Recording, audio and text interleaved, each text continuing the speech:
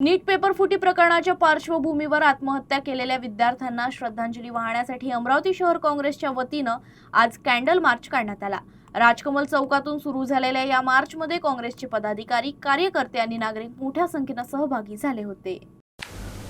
नीट paper फुटी प्रकरणाच्या पार्श्वभूमीवर आत्महत्या केलेल्या विद्यार्थ्यांना श्रद्धांजली अर्पण करण्यासाठी अमरावती शहर काँग्रेसच्या वतीनं कॅन्डल मार्चचं आयोजन करण्यात आलं। अमरावतीतील राजकमल चौकातून या कॅन्डल मार्चला सुरुवात झाली।